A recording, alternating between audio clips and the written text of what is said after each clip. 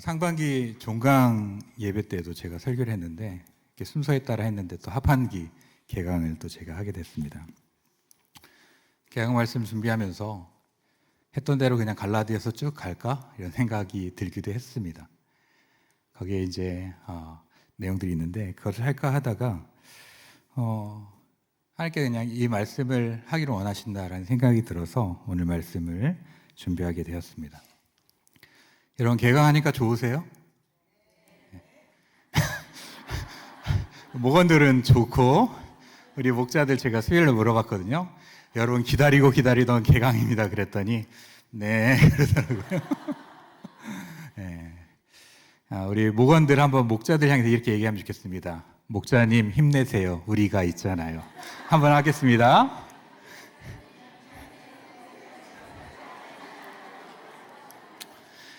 목자님들 그러면 안 돼요. 내가 너 때문에 못 살겠다. 그러면 안 돼요. 목사님께서 지난번에 이렇게 목자 세미나 잠깐 하시면서 상반기 너무 수고하셨고 귀하다라고 얘기하셨는데 코로나를 지나고 또 우리가 건축을 하면서 목장 모임이 어려웠습니다. 그런데 상반기 때 개강을 하고 교회 안에서 다양한 곳에서 이렇게 목장 모임이 이루어지는 걸 보면서 참 저도 감사하고 목자들이 참 귀하고 목원들이 이렇게 모일 힘쓰는 것을 보면서 하나님께서 참 기뻐하시겠다 이런 생각을 하게 되었습니다. 오늘 말씀을 제목을 보면 가훈 돼 있고 성겸사라고 되어 있는데요. 퀴즈를 하나 내겠습니다. 김준일 선생님과 협의가 된 건데요. 이거 맞추시면 다음 주에 상품권을 드리도록 할 텐데, 자 여기서 성겸사는 무엇의 약자일까요? 네네, 웅성거리지 마시고 네, 손 들고 말해보세요. 성령? 뭘까요? 겸은 뭘 것 같습니까? 네, 그죠. 사는? 이 성이 문제인데 성이 뭘까? 성경대로. 이야, 아닙니다. 성령 안에서 좋지만 아닙니다. 자, 마지막 한번 기회를 드리는데 못 맞추면 그냥 없던 걸로 하겠습니다. 성실. 정답입니다. 예. 다음 주에 꼭 받아가세요. 제가 답을 알려드린 거 아니야. 예전부터 집에 가훈을 하나 세우면 좋겠다라고 생각했습니다. 그래서 예전에 어떤 아이디어가 딱 떠올랐는데 그 인사이트가 있을 때 그것을 메모하거나 이러지 않으면 그냥 훅 날아가 버리잖아요. 그래서 놓쳤어요. 그런데 얼마 전에 이렇게 잠들려고 해서 잠이 드는데 주님께서 제게 말씀하신 건 아니고 그냥 제 안에서 한 생각이 들었는데, 이 성실과 겸손과 사랑의 가치가 참 좋은데 그렇게 하면 좋겠다라고 생각을 하게 되었습니다. 이 가훈을 정하는 그 이유나 동기들을 보면 크게 두 가지가 있습니다. 하나는 내가 좀 그렇게 살아보니까 너무 좋아서 나의 집과 후손들이 그렇게 살기를 바란다라고 해서 가훈을 정하는 경우가 있습니다. 또 하나는 내가 그렇게 살지 못했지만 그 가치가 너무나 좋고 그렇게 살고 싶기 때문에 그것을 가훈으로 정하는 경우가 있죠. 아마 후자인 경우가 많을 거라고 생각되어집니다. 오늘 말씀드린 이 성실, 겸손, 사랑은 저희 가족들한테 아직 얘기도 안 했고요. 가족 회의로 거치지도 않았고 확증된 것도 아닙니다. 그냥 제가 혼자 생각한 겁니다. 예.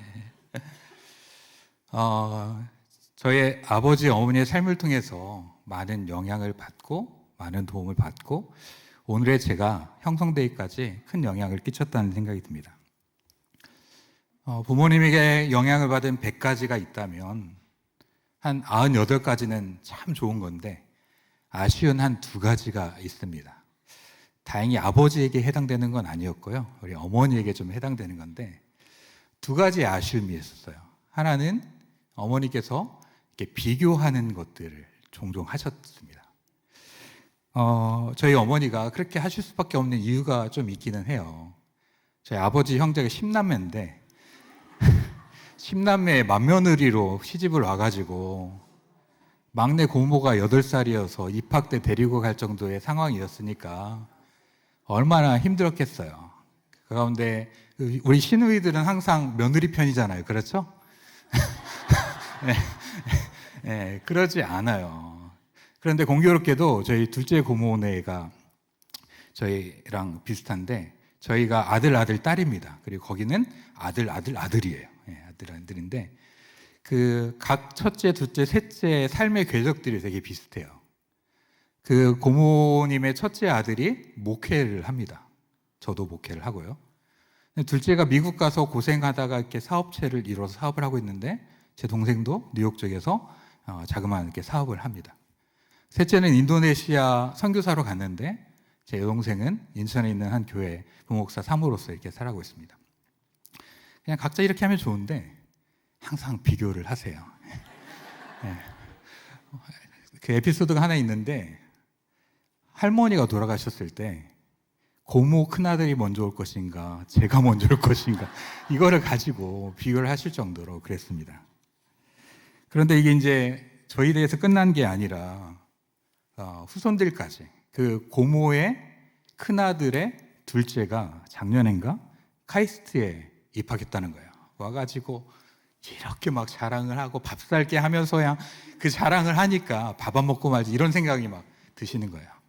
근데 제 아들이 올해 고3입니다. 어머니의 관심은 뭐 잘 지내지 이렇게 하지만 얘가 어떻게 지나갈 것인가 이것이 관심인 것이죠. 그래서 저는 아내하고도 그랬지만 절대 비교하지 않겠다. 어머니가 많은 유산들 주셨지만 비교하지 않겠다. 그래서 아이들 절대 비교하지 않기 위해서 무던하게 애를 씁니다. 그리고 또 하나는 되게 이제 아쉬운 부분인데 저희 어머니가 이런 말씀을 종종 하셨어요. 창건아, 너는 머리는 좋은데 좀만 더 노력하면 엄청난 결과를 가져올 텐데 좀 아쉽다. 너는 머리가 좋은데, 머리가 똑똑한데. 제가 똑똑해 보입니까? 머리는 좀 크니까 이제 내용이 클 수도 있고 똑똑하지 않고 단단하긴 합니다. 제가 아이들이랑 같이 이제 어릴 때 놀아주다가 이렇게 일부러 장난으로 박치기 하면 애들이 막 눈물이 글썽글썽 했으니까 똑똑한지 모르겠지만 단단해요. 그런데 이러다 보니까 머리를 믿고 노력보다는 요령이나 어떤 순간적인 이런 것들로 이렇게 삶을 쭉 걸어왔던 것 같아요. 이게 중학교까지는 통했는데 고등학교 때부터는 이게 성실을 이길 수 없다는 것들을 배우게 되었고, 그래서 이제 저도 아이들을 가르치면서 머리 똑똑하다는 얘기는 절대 안 합니다. 똑똑한지 안 하는지 모르겠지만 어떤 좋은 결과가 있으면 열심히 노력하니까 역시 그 결과를 얻었구나. 정말 칭찬한다. 앞으로도 더 노력해. 이런 식으로 아이들에게 이야기합니다. 오늘 이 말씀을 왜 하냐면 우리의 삶에 있어서 무척이나 중요한 게 성실이라는 요소인데 오늘 목장을 개강하면서 우리 목자들 그리고 뿐만 아니라 우리 신앙인들에게 무엇보다도 중요한 게 성실이다라는 생각이 들었습니다. 오늘 말씀에 보면 뭐라고 되어 있습니까? 내 양떼의 형편을 어떻게 살피래요? 부지런히 살피며 내 소떼에 마음을 두라라고 합니다. 내 양떼의 형편을 살피는데 부지런히 살피라는 것이죠. 목자에게 있어서 가장 중요한 것은 성실함이라고 생각합니다. 그리스도인에게 있어서도 가장 중요한 것은 성실이라는 생각을 하게 됩니다. 우리 목자님들은 성실하시죠? 우리 하늘지역 목자님들 성실하실 것 같아요. 아마 이 성실이 없다면 목장이 이루어지지 않죠. 목장 모임을 했는데 시간에 늦는다거나 말씀을 준비해 소홀한다거나 이렇게 된다면 그 모임에 정말 유익들을 누리지 못할 겁니다. 그런데 이 말씀을 목자들과 성도들에게 전하기 전에 먼저 저에게 좀 비춰봤습니다. 그래서 솔직히 이 말씀을 전하기 싫은 마음도 있었어요. 나는 목사로서 내게 맡겨진 자들에게 또 내 사역 속에서 정말 부지런히 살피며 성실하게 살아가는가라는 생각을 하게 되었습니다. 하지만 하나님께서 부족한 점은 있지만 하나님께서 섭리가 있으셔서 성실의 대명사인 목사님께 계신 이 교회로 저를 불러주셨습니다. 저는 담임 목사님 볼 때마다 크게 도전받는 몇 가지가 있는데 하나는 이제 설교의 부분이기도 하고 또 하나는 성실함입니다. 성실함. 목사님은 손살에 치실 수 있지만 제가 알기로는 한 새벽 3시쯤 일어나셔서 항상 교회 4시 정도에 오십니다. 그래서 4시부터 한 5시까지 설교 준비를 하시고 또 새벽 기도가 끝나면 아침 먹기 전까지 이렇게 말씀을 준비하시는 것 같아요. 나도 따라해봐야지 이런 생각이 들었고 그래서 따라해봤습니다. 역시 속담은 틀리지 않았습니다. 뱁새가 황새를 따라가다가는 찢어진다.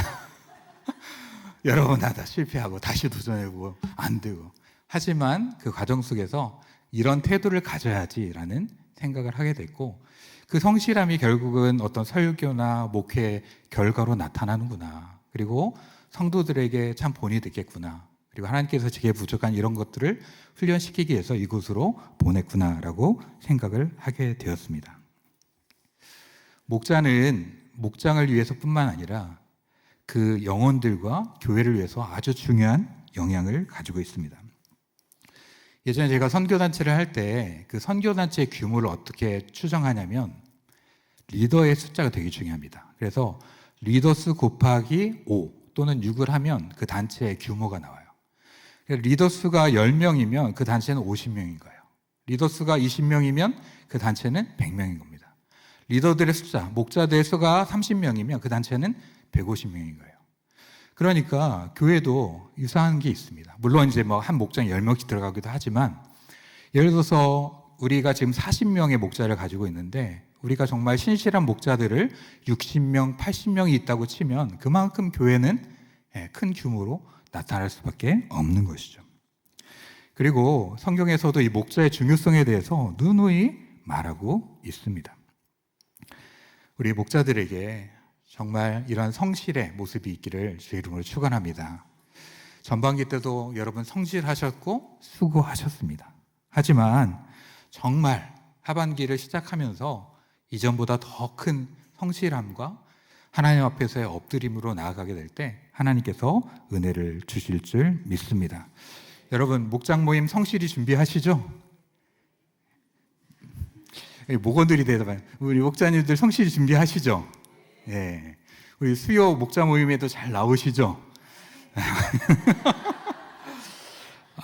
제가 그런 생각했습니다. 옛날에 담임 목사님 할 때는 많이 나왔던 것 같은데 부목사들이 하니까 좀 느슨해져 이런 생각이 들기도 하지만, 그래도 이렇게 와줘서 감사하고 오지 않더라도 목자를 하시는 분들도 감사한데, 우리가 정말 이 성실하신 하나님을 닮아가고 그 성실의 가치를 안다면 저는 목자들은 자기 목장의 모임에 힘쓰는 것만큼이나 목자 모임에 성실해야 된다고 믿어요.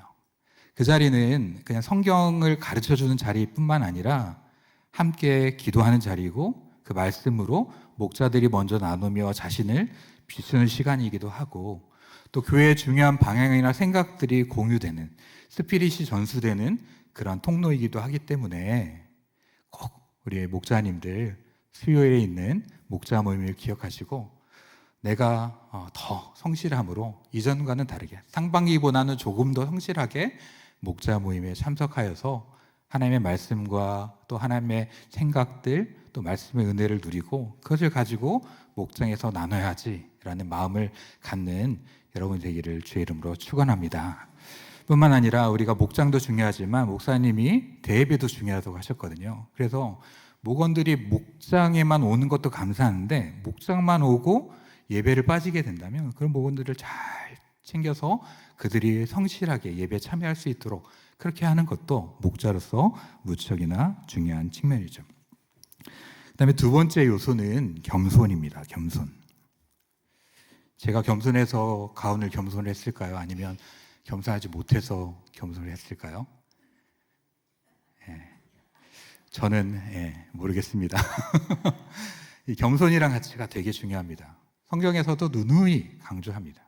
그리고 겸손한 자는 하나님께서 승리하고 성공하고 아름다운 결과를 얻게 하시지만, 교만한 자는 반드시 무너지게 되어 있는 것을 우리가 알고 있는 것이죠.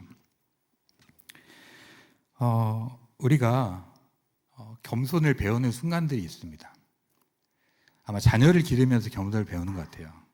내 뜻대로 다 될 것 같은데 안 되고 힘겨운 순간들을 보면서 내 마음대로 안 되는구나, 하나님 앞에 겸손히 구하는 것 밖에는 정말 나의 아이들이 변화되고 하나님 기뻐하시는 삶을 살아가는 것은 하나님 앞에 내가 겸손히 무릎 꿇는 것밖에 없구나라는 것을 자녀 양육을 통해서 배웁니다. 또 하나는 우리가 인생의 쓴맛을 경험하면서 역시 하나님 앞에 겸손하지 않을 때 이러한 일이 있는구나라는 것을 배우죠. 고든 맥도날드가 쓴 내면 세계 질서와 영적 성장에 보면 너무 이른 성공이 그 사람으로 교만하게 만들고 파멸한 이야기가 나오게 됩니다. 멀리서 찾지 않아도 우리가 왕 사울의 이야기를 알죠. 처음에 하나님 앞에 겸손하고 사람들 앞에 겸손했지만 그가 왕이 되고 그 겸손의 가치를 잃어버렸을 때 그가 하나님을 버리며 하나님께서 그를 버리시는 모습을 우리가 보게 되죠. 우리가 목장을 이끌어가면서 우리 목자님들이 이 겸손의 가치를 꼭 기억하시면 좋겠어요. 아마 목장 모임이 좀 어렵고 그런 분들은 겸손하신 것 같은데 나 같은 목자가 어디 있어? 정말 이 정도니까 우리 목장이 이렇게 되는 거지. 그 마음을 갖는 순간 그 목장과 그 목자는 위험해질 줄 믿습니다. 여러분의 목장은 물론 우리 목자들이 수고하지만 목원들과 함께 만드는 것이고 하나님께서 만들며 이끌어 가시는 줄 믿습니다. 저는 그 사례를 유니게를 이끌면서 경험을 했어요. 제가 여기에 와서 한 2021년부터가 이 유니게를 이끌게 되었는데 유니게라는 프로그램으로 한 3년짜리 그 프로그램을 한 6년, 9년간 했기 때문에 그것을 계속 하는데 한계를 느끼고 있었고 또 그 시점에 코로나가 왔습니다. 그래서 어떻게 해야 될까? 그리고 모이는 것도 쉽지 않은데 어떻게 해야 될까? 이러한 고민을 할 때 하나님께서 여러 가지 기회들을 접하게 하셨습니다. 마도와이즈라는 프로그램을 통해서 정말 이렇게 깊이 있는 내면을 다루는 그러한 프로그램을 접하게 하셨고 그걸 경험한 유니게 목자들이 자기 목원들 또는 여러 성도님들과 함께 하는데 정말 그 유익이 있어가지고 여러분들이 같이 동참하며 유익을 누리는 것을 봤습니다. 또 작년 2월쯤에 갑자기 제가 페이스북을 보다가 리딩 지저스라는 그 프로그램이 있고 컨퍼런스가 있다는 것을 알게 됐어요. 장소는 부산이었지만 가야 된다는 생각이 들어서 거기에 참석하였고 그리고 하반기에 충현교에서 컨퍼런스에 참여하고 리더 세미나에도 참여했습니다. 지금 전체가 하진 않지만 리딩 지저스 하시는 분들은 되게 성경을 통독해가는 그런 유익들을 누릴 텐데 이런 것들을 쭉 할 수 있는 여건을 주셨습니다. 그리고 올해 10월 3일부터 4일까지 힐링 캠프를 하게 되는데요. 2년 전에 처음으로 해가지고 지금 3번째 이어지게 되는데 교회에 안 나오던 집사님의 남편이 그 모임에 참여했다가 교회에 나오는 일들도 있고 또 교회 안에 들어오지 못했던 사람들이 젊은 가정들이 교회 안에 들어오는 것들을 보면서 참 하나님께서 도와주시는구나 뿐만 아니라 그 일들 할 때 아마 저 혼자였으면 못했을 겁니다. 목자들이 잘 도와주고 협력하고 그래서 정말 아름답게 귀하게 그 일들이 이루어집니다. 정말 그것은 제가 한 게 아니고 목자들이 했다라고 목자들에게 얘기한 적도 있는데요. 목자들은 또 너무 겸손하여서 목사님이 아니었으면 못했어 이렇게 하는데 이러한 태도가 우리가 필요한 거죠. 내가 목장을 이끌어가고 나 아니면 안 된다가 아니라 목원 중에 나 같은 사람이 어디 있어 이런 것이 아니라 우리가 서로 겸손의 마음을 갖게 될 때 하나님께서 역사하여 주실 줄 믿습니다. 성경에 보면 한 종이 열심히 일하다가 돌아왔을 때 주인이 밥 좀 차리고 그리고 다른 일도 해라 할 때 그 종이 뭐라고 합니까? 나는 무익한 종이다 라고 하면서 그 일을 성실히 감당하죠. 이러한 태도로 우리 목자님들이 하반기 사역을 하게 된다면 하나님께서 놀랍게 역사하여 주실 줄 믿습니다. 근데 목자들뿐만 아니라 목원들도 겸손의 모습이 있어야 돼요. 정말 목자에 대한 감사함을 갖는 것 그리고 귀히 여기는 것 그것이 저는 또 다른 겸손의 모습이라고 생각되어집니다. 서로가 겸손한 목장은 패망하지 않고 넘어지지 않게 될 줄 믿습니다. 견고하게 세워지며 밝게 빛나며 아름다운 향기가 그 목장을 통하여 나타나게 될 줄 믿습니다. 그런 목장을 만들어 가시기를 간절히 바랍니다. 그리고 마지막으로 사랑입니다. 사랑. 여러분 하나님 사랑하시죠? 하나님 서운하시겠어요? 여러분 하나님 사랑하시죠? 네, 그래요. 여러분 자신을 사랑하십니까? 네, 우리의 본성은 사랑해요. 예, 우리를 사랑해요. 너무 귀히 여기죠. 여러분 자녀들도 사랑하시죠? 손자 소녀들은 그냥 못 견디겠죠. 너무 예뻐서. 예. 여러분 그러면 여러분의 목자와 목원들을 사랑하십니까? 예, 그래요. 그렇게 사랑해야 돼요. 하지만 내 자녀처럼 나처럼 그렇게 사랑하지는 못하는 것 같습니다.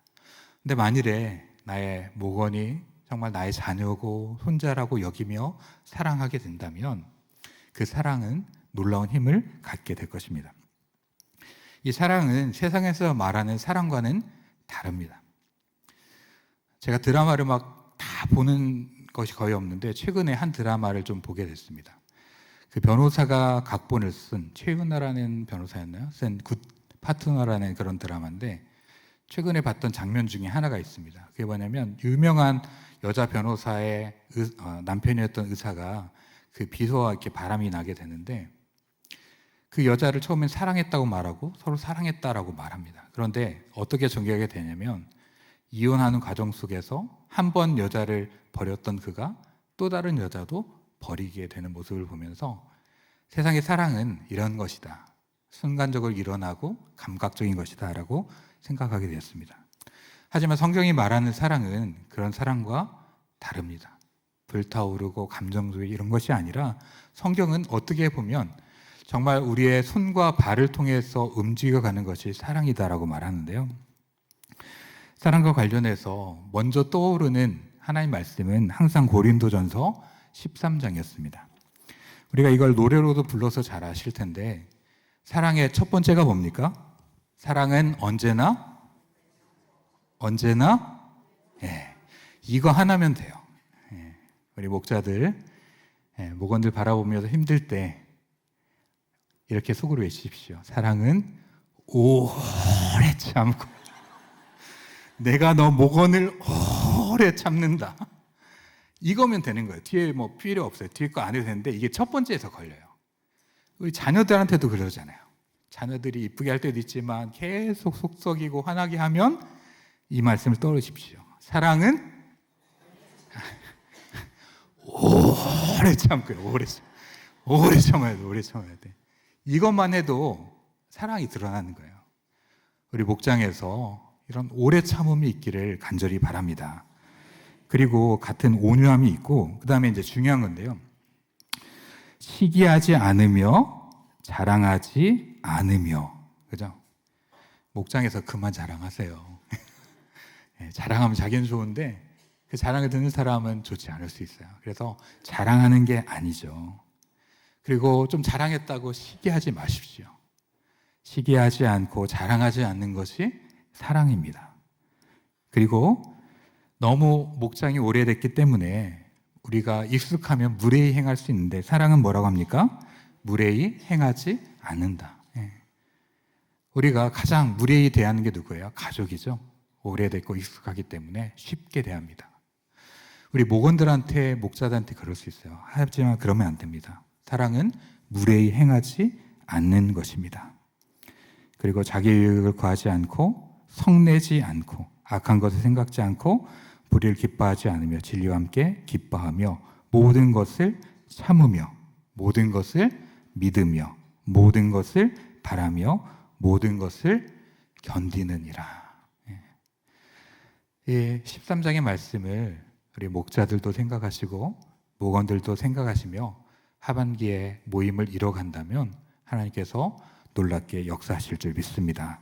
사랑의 여러 요소가 잘 많아서 기억나지 않는다면 하나만 기억하십시오. 사랑은 잘하셨어요. 오래 참는 거.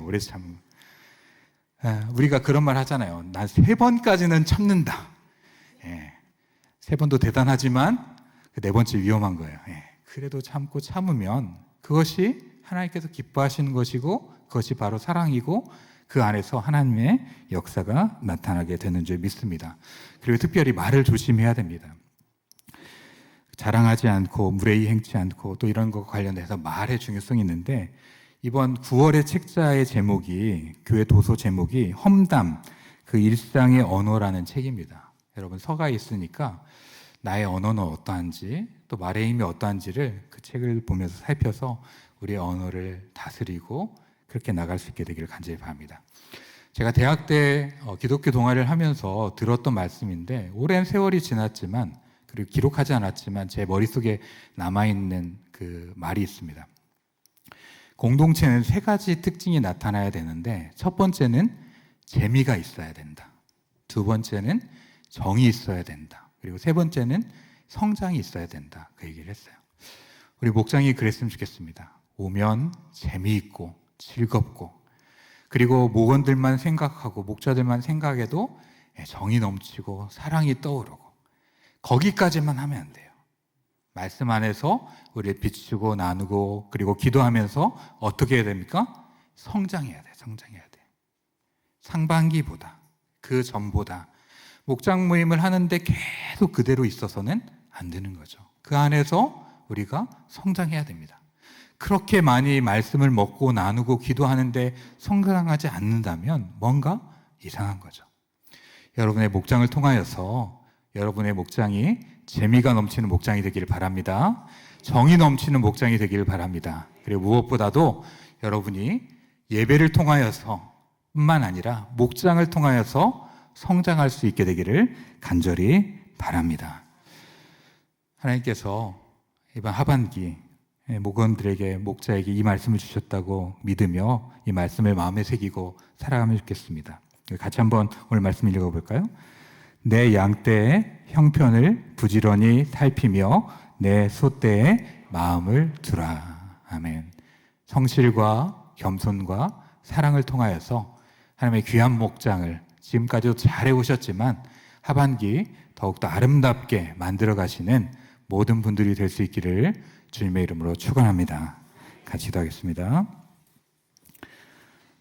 사랑과 은혜 주님, 하나님께서 우리 교회를 사랑하셔서 코로나와 건축의 시간들을 잘 지나게 하시고 2024년도를 열어가며 목장 모임이 시작되고 또 교회의 많은 공간들을 잘 활용하며 목장 모임들이 이루어지게 하시니 감사합니다.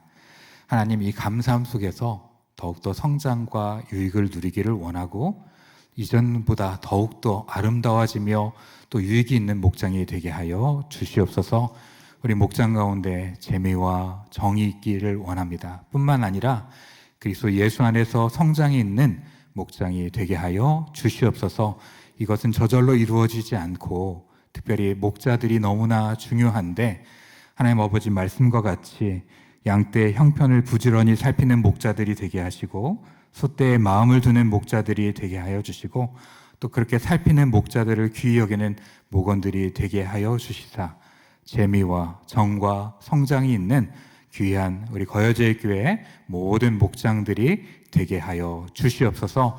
그래서 주일에 드려지는 예배와 목장이라는 이 두 날개를 통하여서 힘차게 전진하고 날아오르는 하나님의 귀한 기쁨과 능력이 되는 우리 교회 모든 목장들과 성도들이 되게 하여 주시옵고 특별히 수고와 외로움과 지침과 눈물의 자리에 서 있는 우리 목자들을 위로하여 주시고 힘을 주시사 꺾이지 않고 쇠하지 않고 그 사명을 잘 감당하게 하시사 하나님께서 특별한 은혜와 상급을 그들에게 더하여 주시옵소서.